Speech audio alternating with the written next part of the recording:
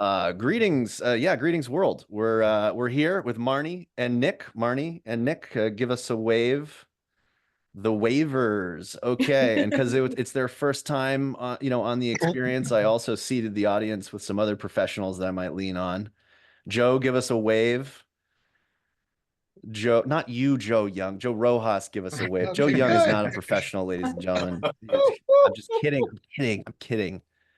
Kidding. Joe's smart. Each Joe is smart. Joe Rojas is calling in from Hawaii. That explains the lay in the background. Okay. Well, look, if you need an excuse, I'm working on some Papa's Pillar rum in the only thing that I can tolerate, and that's apple juice. So that'll be fun. And Marnie and Nick, I am thrilled to have them here. And it's sort of an interesting intersection of things that interest me. One, they got a new book out on leadership, Lead It Like Lasso. And for those of you that have attempted or have written books, we got to step up our game because they got some really incredible stuff going on here.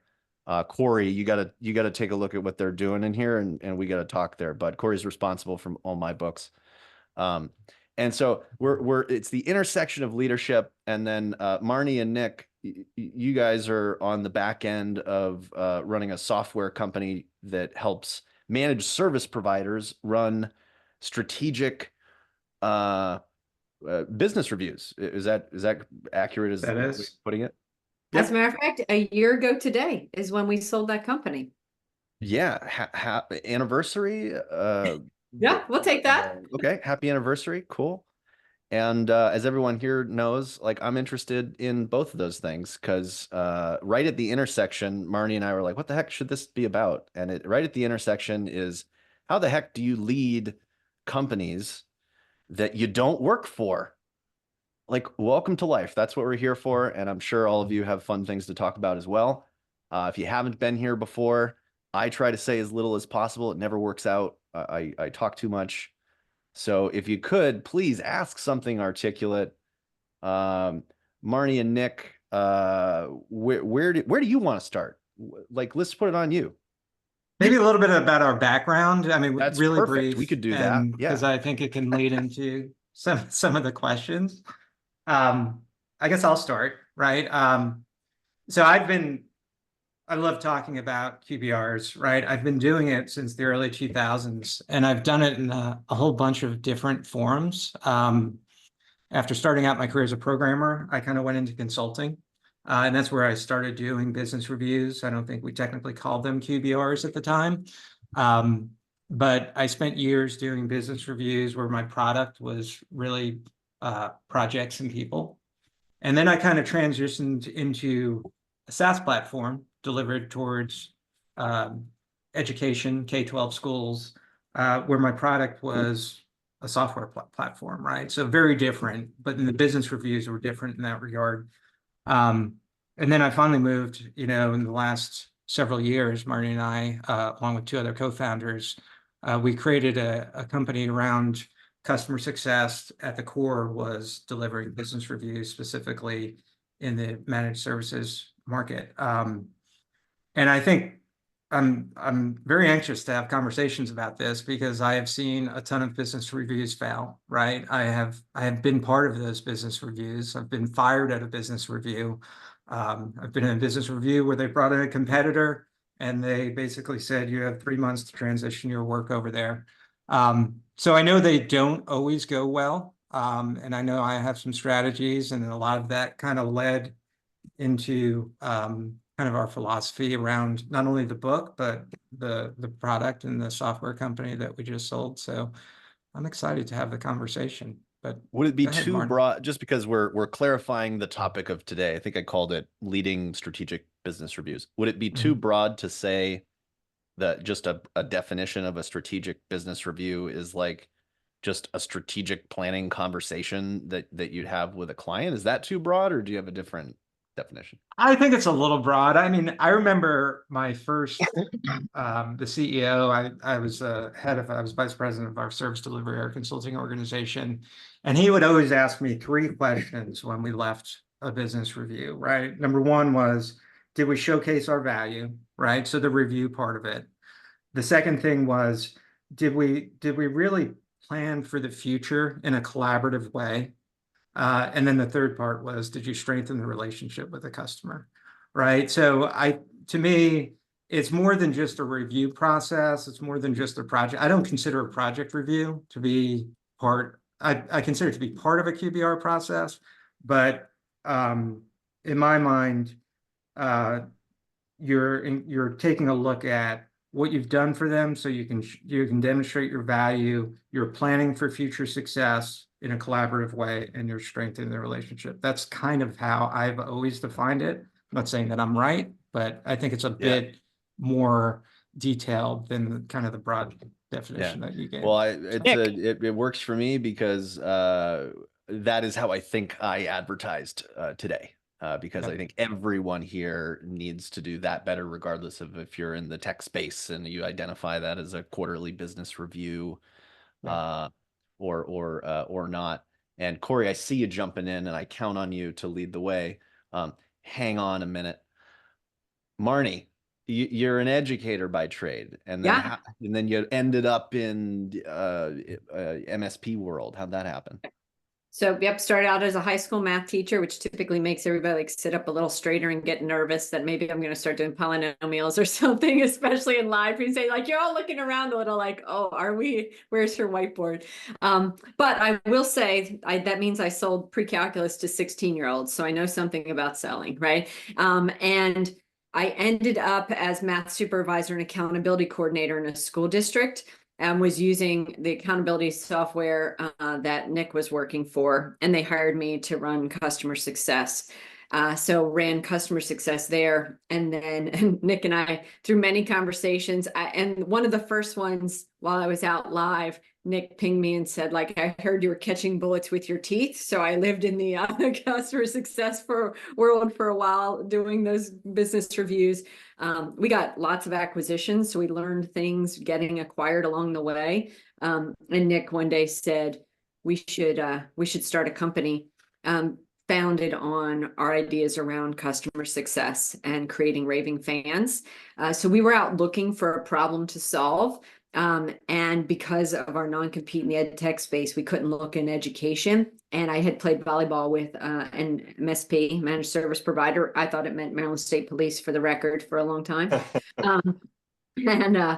And I said, do you have any problems in your space? Like our experiences with data, reporting, analytics, customer success focused. And he said, yeah, I spent 8 hours today cobbling together my business review. And so he kind of Shark Tank pitched Nick and me, and we decided to start Lifecycle Insights. So that's again what we launched a year ago. So yeah, there I was, and that's how I landed from high school math teacher to this world, where frankly I still find myself to be an educator. Wrote a few books, and we really educated the market on business reviews and customer success with our experiences. But also we built the product as a community. So we sort of were consultants with the entire community to help build the product. Yeah. Well, so the last thing I'll say, and then I got you, Corey. You ready? Better be ready. Articulate, everybody. When you have questions, be articulate. Be quick with it. Not like me. Do as I say, not as I do. The other topic that I'm really interested in, just because there's a lot of repeat offenders here, is how you productize your expertise. Take this knowledge, take the training and the education, and turn it into a software product. I'm deeply interested in that. And so anyway, but it's all good. Let's get to Corey. Corey Kirby, everybody, responsible for my books. I do apologize. Max, I like where you're going about like how do we define the business review, and Nick, that was very insightful. But I'm curious, like, what does it look like? Because I'm sort of picturing the default of potentially like you enter in, you stir the pot, you ruffle the feathers, you ask the questions, you interview people, you're reading things, you're watching it. Like how does that not, escalate to being like getting out of hand? So like, what does it look like actually? Like, what do you do? Well, was there a question in there? Yeah.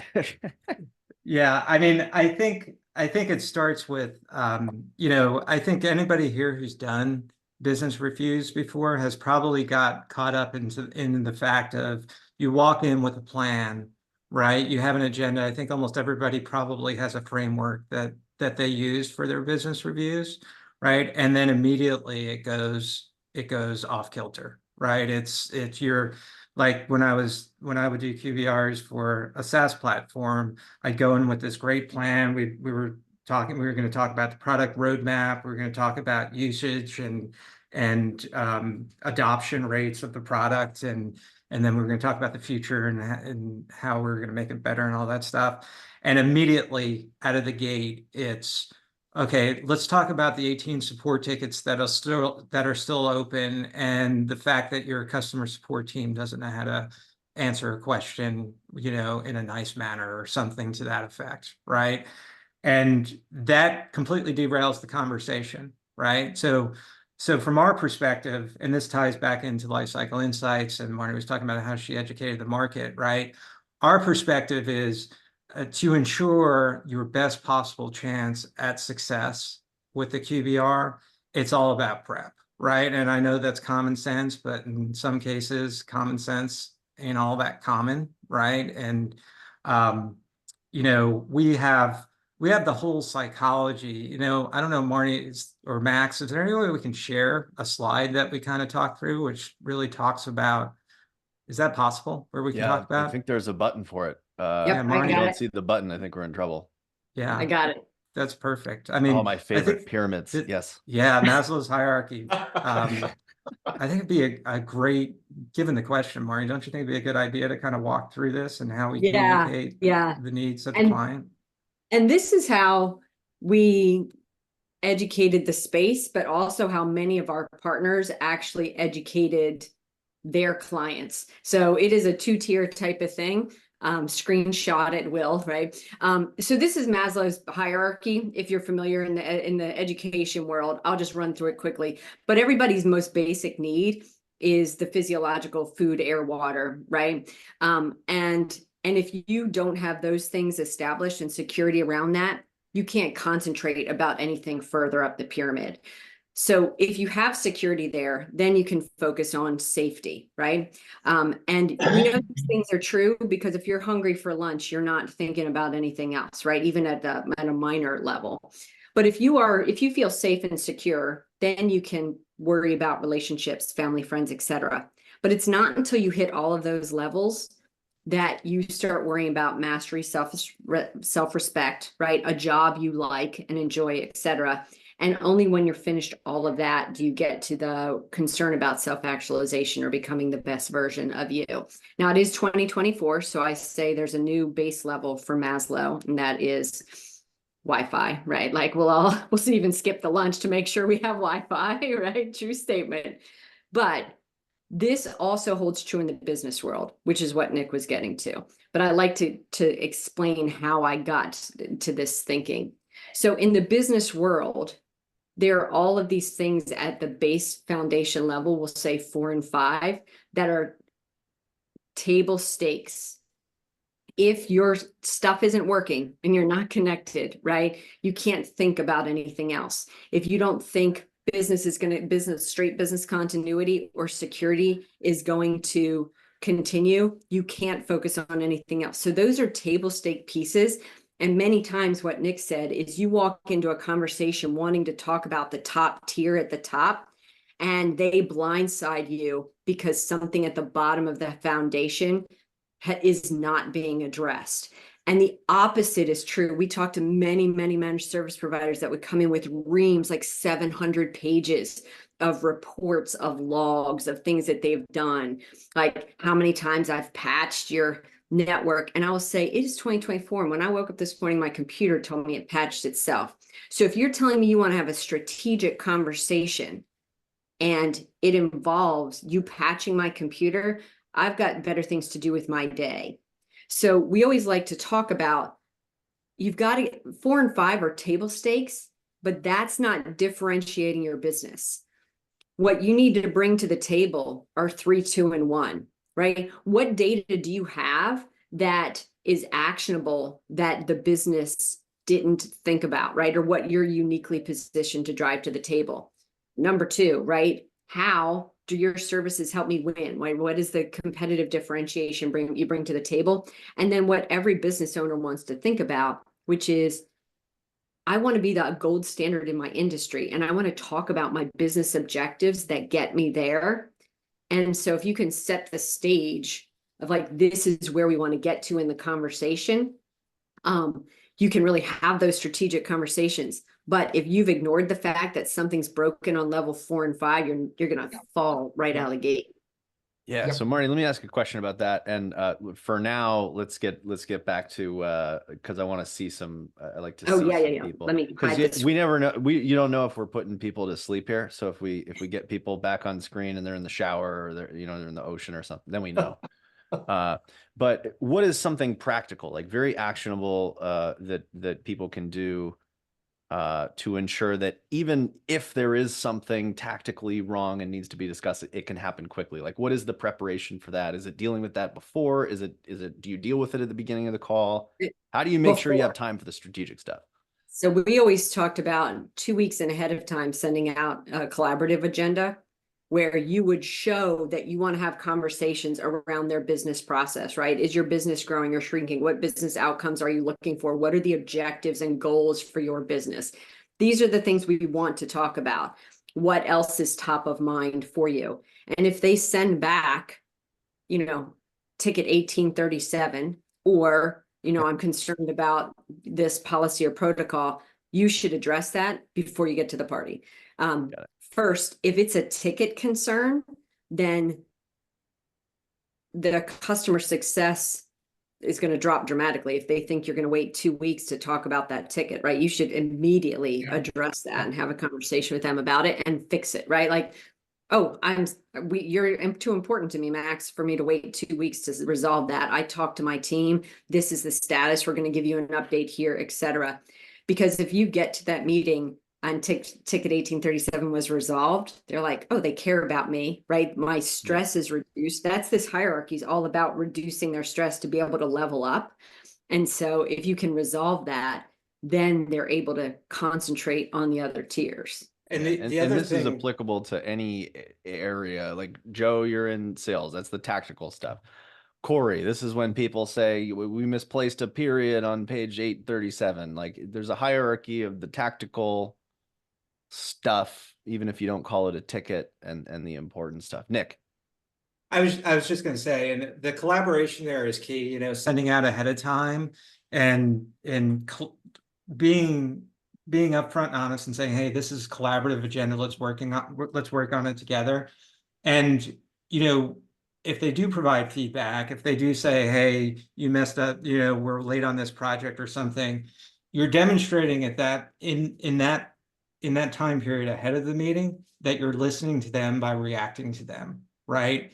And I think one of the most important things as part of a business review is your end client's ability to or confidence that you are going to listen to them and you're not going to tell them, hey, I'm the expert, this is what I'm doing. So you're setting the stage, I think, for what is probably the one of the most underrated things in terms of correlation and success with the QBRs, which is that, yes, you are the expert, but you are adaptive, right? You're not rigid to your solution only, which is where I think a lot of business reviews fail, right? I am the expert. This is how we're approaching this. I know you're saying this, okay, but I'm really not listening to you. I think you need to approach your whole mindset with the end customer about you listening. You're curious, right? You're curious about their experiences, their expertise. You're not judging a solution based on your own expertise. And I think just that lead up and that collaboration up front just sets the stage for what hopefully is a successful business review when you actually get a seat at the table and you're talking to them. I've also found that the more confident people get, the more experienced or confident, the more they can be present in that moment. And they are prepared. They have the whole agenda. They're also prepared to throw that agenda completely out the window, keeping the principles intact. We do want to have a strategic conversation, but they're listening. They're willing to really be totally adaptive in that moment. Joe Rojas. Aloha. Yeah. Aloha. Aloha, everyone. So I really like what you're both saying, and the whole idea of Maslow, which is something that when we're working with MSPs, we're having that same conversation, right? And we have a very similar methodology. And I think that the thing to really remember is that it's a strategic business review. So the first thing is what you said, both of you said, is you got to come ready to account for whatever's broken. You have to come ready to account for it up front. But I think one of the most important things that gets missed a lot is that you have to think about what does success look like for them in their business. And that's the conversation that you have to be having. It's not even about the technology that you need to understand what their success and business outcomes are. If you don't understand that, you can't service them. So it's what you were saying, Nick, is like like an axe to the forehead, right? Like you really need to understand the problem that you're solving for them, business wise. Not that forget about the technology. You have the conversation like if technology, forget about technology. What are you trying to get done this year? What are you excited about? What are you confident in right now? Right? What do you regret? What do you wish had happened last year that didn't happen? And so that's kind of when we're training our folks to do the strategic business reviews. And we switch from QBR to SBR only because I have a client, for example, that's they serve fast growing startup companies, right? So those companies are adding 30 employees a week. You can't wait a quarter to have a review. You have to have a review every week sometimes. So you want those strategic business reviews to address all the business problems from the perspective of Maslow's hierarchy of needs. And that is just absolute total gold. Yeah, Joe, I really appreciate all the stuff that that you've sent me in my we'll call it my listening tour since mid-November and such. So Joe's very kind with the things that he makes available that he's put a lot of effort in. Greg, are you awake over there? I can see you, man. You're rubbing your eyes. You've had a long day. I get it. The week's almost over. Hang in. And Jeff, as stoic as ever, I can see you. You haven't. You just moved your lips. You haven't moved once. I appreciate that about you. Okay, so first, introverts pause. This is when we take. Sometimes it takes upwards of 10 seconds, but there's some introverts in the audience, and we literally just do nothing. We wait for one of them to raise their hand and ask something. Okay, Don. All right. Sorry, did it twice. Curious, the agenda that you sent a couple of weeks in advance. How do you keep I don't want to call it a surprise necessarily, but the really good news, building the relationship and showing the success and the value? Where's that cutoff between what I want to share in advance to fix those 18 open tickets and still keep the agenda interesting? I think high level of like successes, but not the bullet point of these are the 3 successes, right? But that said, if it could have been an email, it should have been. So if there's something that you're just going to list out when you get there, you'll save everybody a lot of time, and boy, will they appreciate it if it can just be an email. I don't want to make it about me, but there's a one-liner that I have that I'm proud of, and I tell my clients, if I need to tell you something, I'm going to send you a video. If we need to collaborate on something, that's what our calls are for. That. I do a lot of video. Good at it. How many people here? I'm curious. I mean, is everybody on this call doing business reviews today? Boy, I hope so. I'm going to be disappointed in some of you here. Don't be afraid. I'm not.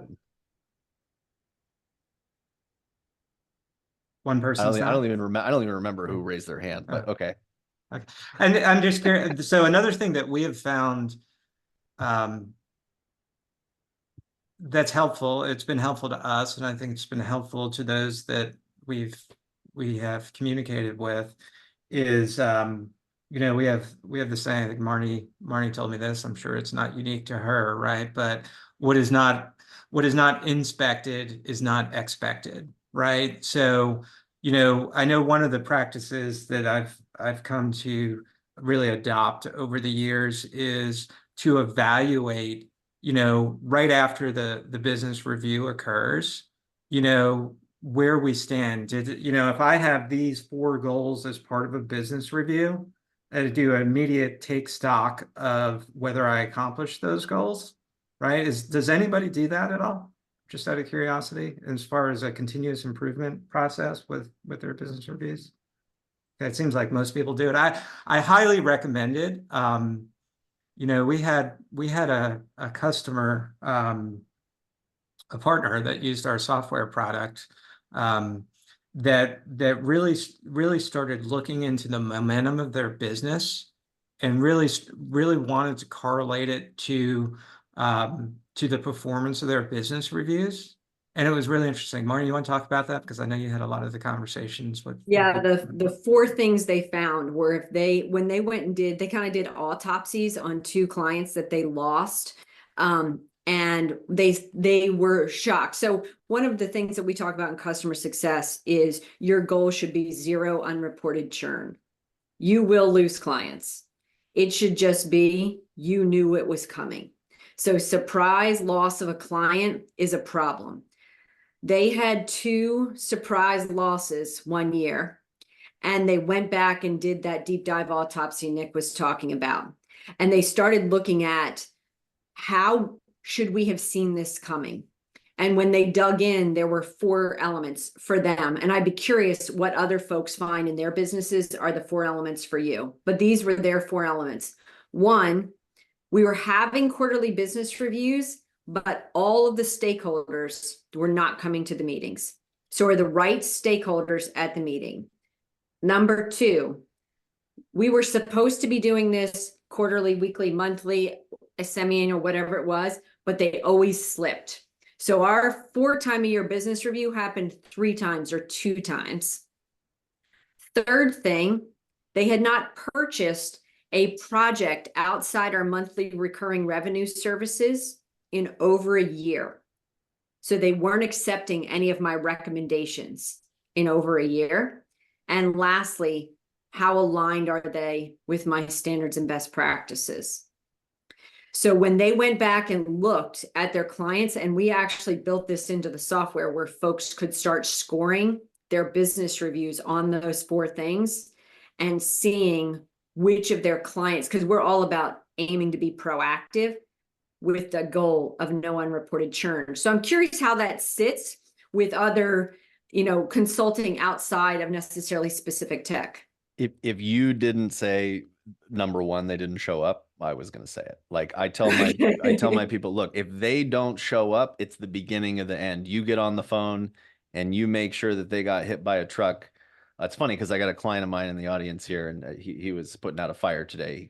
He couldn't show up. So I see you over there, Steve. It's okay. I don't blame you. I'm not going to call you after this, but yeah, if when you get handed off and they say I no longer need to attend these, somebody at the management level can do that. That is a signal. Like, and you might not be able to stop it. It might be too late, but you need to plan for it.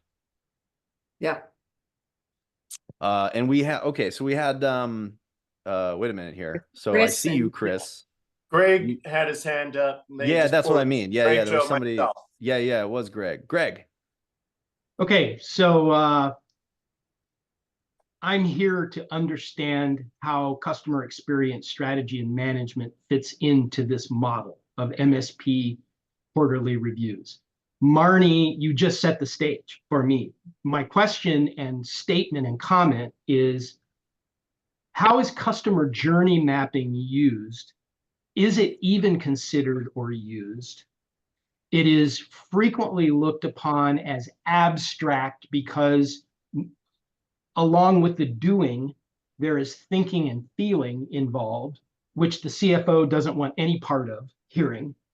Yet the entire purpose of customer experience strategy and management is to increase lifetime value, reduce customer churn, reduce revenue churn.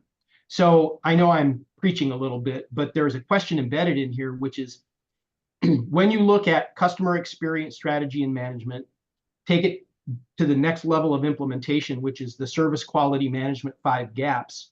Do you have any experience there? Is it considered abstract? Like I say, is it just, frowned upon because it's who wants to hear about thinking and feeling? I just want to know based on the data what they're doing. So I have 2 thoughts, and then I'll let Nick correct me because that's how it works. The first is that we believe you should embed the business review process and the customer experience process in the sales process so that they understand that their success is focused on their goal. And okay, so Joe likes that. So I can't be all the way wrong on that. So that's the first thing that comes to mind. The second thing that comes to mind is one of the things that Nick and I did as we got acquired is we ended up really having to track not just the hard metrics, but the soft metrics as well. And one of the things that we definitely talk about in Lead It Like Lasso is in this world, the world is commoditized. There's AI everywhere. You're going to differentiate yourself with the human element, with, how you, as you trend human. So you need to track those other metrics as well. And as few as possible. You don't need to spend all day like documenting the work, but you need to have a rubric for scoring the squishier side too. Nick, where'd I go wrong on that? I mean, I'm not sure. Yeah, I'm not sure I have much of my immediate reaction to that was that, yeah, the QBR itself is a smaller part of the customer success initiative, and I think that's what you said it. And you are setting that up at the very beginning, the very first sale of with your end customer, right? And you're setting expectations. You're talking about where you're taking them, and that plays out over time as part of the QBR process, and you're showing them in a roadmap of not only where you are, where you came from, but where you're going. How that's actually executed, I think, is very context specific. But I don't have much else to add, and I'm not sure if we. Well, exactly I do want to get to Chris, and then Joe. I'm just not going right back after you yet because I want to hear from Chris. But I do want to introduce the idea. We got 20 minutes left here. I want to introduce the idea of we've been talking very tactically, I think, about quarterly business reviews, strategic business reviews. That's the topic. But I'm also curious. I'm gonna start jumping in and asking some questions because I'm selfish like that about just principles of leadership, the softer things. How do you lead companies that you don't work for? The strategic business review is one experience where that becomes critical, but it's an all the time thing. And I think some of the principles they've got in this book, Lead It Like Lasso, if you haven't picked it up, do that. Anyway, so I got some things there. Chris, thank you for being patient. Thank you, Max. Don't be taking my soft skills questions because that's my domain. So I appreciate that. And now with soft questions, Chris. Let me lobby some. Marnie, you talked about the 4 underminings that you saw about that autopsy. Not all team members were there, not honoring the timeline, not implementing my recommendations. But the 4th one was what? Because it sounded similar to the 3rd one. It is sort of, but it is alignment to their services or best practices. We worked very specifically with technical managed service providers. So they would say stack alignment. Are they using the tools that I prefer to use, my preferred tools? So that was probably very technical, specific to an MSP, but it would be how aligned are they to my best practices? Got it. So not implementing the recommendations and not aligned to the best practices. Yeah. Awesome. Thank you. Yeah. Cheers. And I'm looking at people like William. How's it going? Welcome. I don't think I've seen you before. If I have, my bad. I drink during these. It's not a prop. By the way, if you're interested in rum and apple juice, they literally don't mix. You see me keep looking at this is because the rum just stays at the top. and I don't have anything to mix it with. So Get a you know, straw. it's literally at the top. There's no apple juice involved. Yeah. So William, hi, Scott, love the background. Thank you for not calling in from outer space. I love. By the way, I have a pet peeve for like green screens and calling in from outer space. I always think people are chopping up bodies behind that thing. So thank everyone here I'm for having chopping a up real bodies world behind background. the books. My AI is doing that. Yeah, yeah. Yes, yes, indeed. Oh, Joe disappeared. Joe, it's okay. It's all right. Good. So I really, um, when the stakeholders aren't there, right? And you don't have those stakeholders there. If they at any point they said, "Hey, you know, we're I don't need to be here anymore," you know that you're in a micro conversation. You left the macro conversation. You're no longer part of the strategy of the business, right? Yeah. You So no longer Marnie, matter. yeah, well, it's not that you don't matter, it's that from the visionary's point of view, you are now a tactical asset rather than a strategic asset, right? So Marnie, what are the three things that you recommend, or however many, but what are three things that you could recommend to get yourself back in a strategic conversation? Because you know the thing that I like, if somebody said, "Oh, well, you need to meet with my operations manager," I would say, "Well, is your operations manager, you know, the person responsible for the vision of the organization?" They go, "No, that's me." Okay, great. Then I can continue with you. But what are some of the things that you say that need to happen to get back into that strategic conversation? Because that's how you know you're in trouble, is that you went to the tactic. Yeah. Well, I know what Max liked when we talked the first time, and that's when I said an apology is what you need to like. And Nick said it at the beginning. You have to acknowledge where something has gone wrong, right? Because if you don't acknowledge that, they're not listening to you. Like that's on Maslow's hierarchy, you've just broken every bit of it because you're not even acting like there is a problem.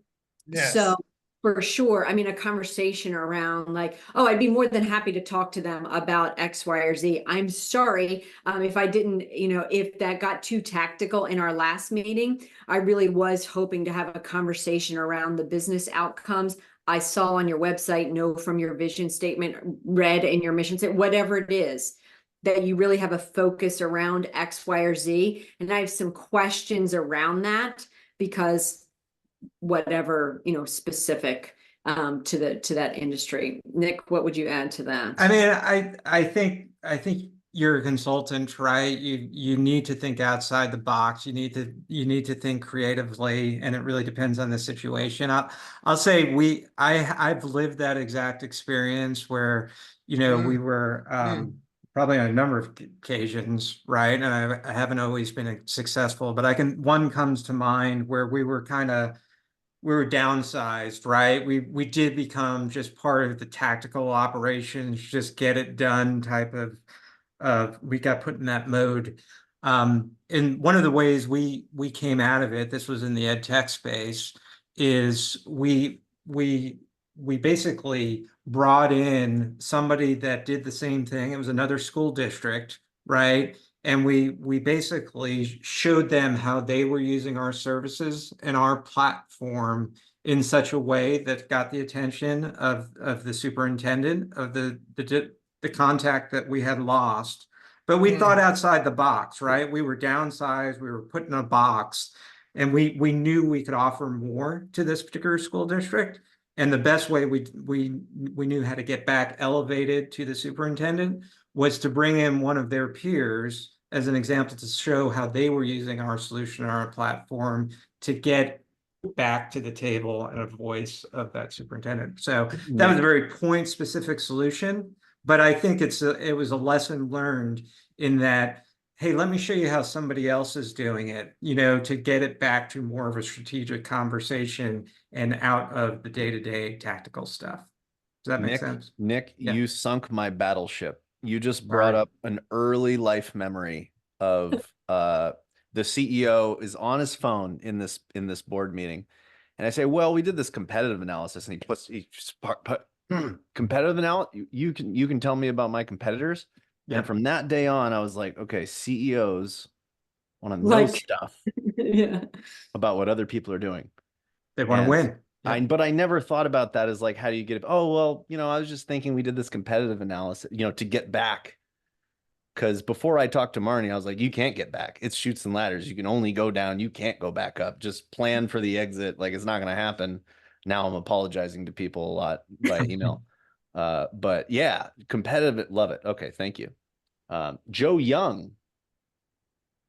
Yeah, so I like what Marnie was saying about sometimes you use a reintroduction of a potential skill or service that you have by saying, I'm sorry, you didn't know about that. However, we do X, Y, and Z.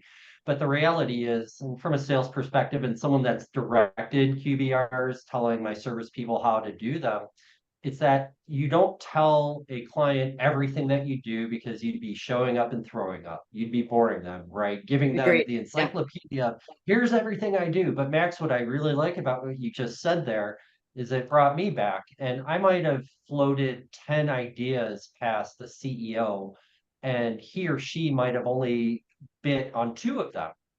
Well, they always wanted to hear what I had to say because they engaged on 1 or 2 of the ideas over the course of the past year. And so if you've got that solid relationship, you've got credibility, trust, and they see you as a value add, right? And again, hey, I'm helping you run your company. I'm going to listen to what you have to say.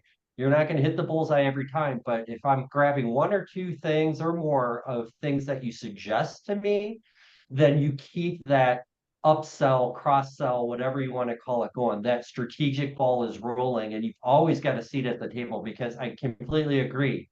If you stop getting invited to the conversations, if you become tactical, like Joe was saying, it's over. And if you don't get back in, Yeah. look for the replacement gig. Yeah, I've gotten my money's worth. The note reads, compare them to other clients equals secret upsell. Yeah. Yeah. So this is what I got from all that. The answer to my question, right? So is that number 1 is apologize. Own it. Own your screw up, right? So that's number 1. Number 2, what I got is bring case studies. Bring in other clients, live case studies of how you're being elsewhere, being strategic rather than tactical.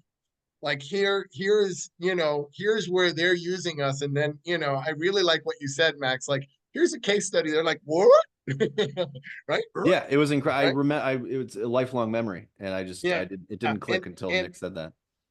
And the third thing that Joe said is provide value, right? What is the value? Like, am I providing value here? And how could I provide more value? And so I really like those 3 things, because if you really, in the middle of that Venn diagram, it's like you're back in that conversation. Yeah. Good. Well, in that same vein, I would also just tactically recommend that you get people on video. If you're doing these on Zoom, get them on video, have them on video, because you get so much information about what is strategic and what is tactical and what is interesting to the different roles by looking at them. And we always go back and review the videos. If they're biting their nails, they're super interested or they're nervous. If they're looking down and taking notes, they're taking notes. You can see when they're on their phone. You can see when they're disinterested, and you start making notes of the topics that are under discussion. It's just real. I mean, I'm a nerd about that stuff, but it's really interesting to take note of body language. So that's why I urge everyone to be on camera. So I know if Greg's falling asleep. Thank you, Greg. Just picking on you. I still want that solo next time. Bob Berg, it's going to be a big show. I'm counting on you. Prepare something. You have a month. Yeah. Along the lines of looking them in the eye, if you can get them to engage, one strategy that we use when we do presentations is to offer 4 quotes that speak to a pain point that they might have, and ask which one speaks to them. Because if they're like, I've just asked you a question, there are 4 quotes sitting right in front of you. Or if you're not going to engage in that, you're in a world of hurt to begin with. But you can then pull from them and say, well, when I read this quote, this speaks to me in that a problem may be X, Y, or Z. Or one of my other partners liked this quote, and it was because they were seeing this problem in their world. What is it saying about your company? So again, you get to highlight exactly what Nick said. You get to bring in like, oh, they've done this with someone else. And when they read that quote, there was a pain point here that they were able to solve. It's a way to sort of focus, and the quotes should address areas you can help them with. Okay, so I'm going to forcefully bring this to Soft World. We have 10 minutes, 8 minutes left. You've got a new book out. You've shifted your careers, both of you, Marnie and Nick. And I'm deeply interested in some of these core principles that from the book that are going to become a part of your new consultancy or software conglomerate, whatever it is. Leadership is life. And if you believe in yourself and you believe in something, believe in yourself and believe in something bigger. What are some of the principles that you stumbled across in the writing of your book that are most exciting as you start this new venture? Like some things that you're really going to attach yourself to. So first, I think the leadership is life one is huge. I can remember Nick wrote the line and I was like, yes, I love it, especially because if you're a Ted Lasso fan and they were all about football is life, right? I was like, oh, that connects so well. But we really have found is that you don't have to be a CEO to be a leader. And that if everybody learns to lead their own lives with their own core values and understands themselves better, they will be able to level up because they'll have a better understanding of their path. I'll let Nick pick one so I don't just blabber on for the 8 minutes. No, I mean, yeah, I mean, just one. I don't know. I think one thing that's unique when a lot of people talk about leadership, they always start with vision, right? And I think what's a little bit unique about this book is we approach it by starting with core values, right? Because we believe that core values ultimately will influence your vision and then everything else beyond it. You know, what I think we love most about the book is, you know, we took a pretty big retrospective into what has driven our success over the past 11 years that we've known together. And we've actually used this model ourselves. And we believe that it kind of traverses up the chain, right? So everything that we wrote about, we not only lead ourselves with those principles, but we figured out how to create a business from nothing, scaled it to a multi-million-dollar company, and we're fortunate enough to exit out of that using all of these principles. But from our perspective, it really all starts with leading yourself, right? And you guys mentioned earlier that some of you oversee a team of people that actually perform their business reviews, right? In our world, to count on people to do that, we had to have confidence and trust that they were leading themselves. They were prepared. They were organized. They had goals. They held themselves accountable. And that's kind of what this book is all about. It's a framework to do all those things, but it starts with an individual in almost every case in our mind. And only then can you begin to build a great organization and team. A practical application of that, only because now I'm thinking of it, which is tending to happen talking to you, Nick. The strongest relationship I had and the best results I've had, I would do all the strategic conversations next to my pool while my wife and kids were in the pool, and I'd start the conversations with like, oh yeah, you know, and we'd talk about my dad because my dad always said to put your personal life first, build a business around your personal life. So these conversations started with values. I value my family. I value golf. I'm going to do the strategic business review from the golf course, which I've done, or outside by the pool. You could tell like they were shocked, but they were also like, yeah, cool. And then they'd turn their camera around and they're next to their river, you know, because they're executives. They do that shit too. But they had their, you know, they didn't have their camera on. Yeah. So anyway. It's funny, Sag, because the client that Nick was talking about earlier that helped us build the momentum piece, he said, the day I knew I was going to work with your company was when I was doing a podcast from the hospital room. My son was in the hospital during COVID, and they put him in a wing where I was allowed to visit, but I had to do the podcast from in there. He was like, all right, you're my people. Like, you're a family-oriented person, but you're going to get the job done. Okay, so I think you're right about that. Yeah. Well, Simon, what is it? Simon Sinek. Simon Sinek. The rum is at the top, people.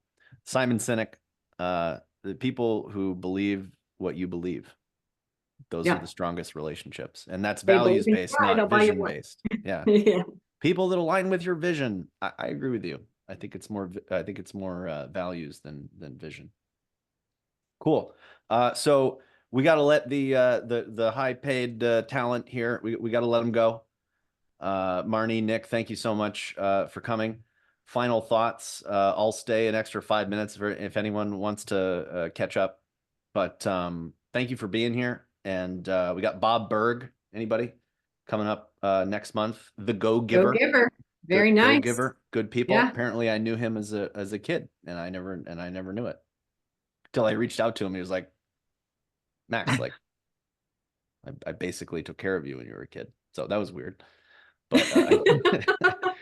But look, if anyone wants to do me a favor, when you see me talking about these things, just like, I don't know, comment, repost, tell someone about it that you think would be fun to add to the fun. And, thanks a lot. And it was great seeing everybody. And yeah, cheers. That's all I got. Thanks for having all I have us. to say about Thanks. Appreciate y'all.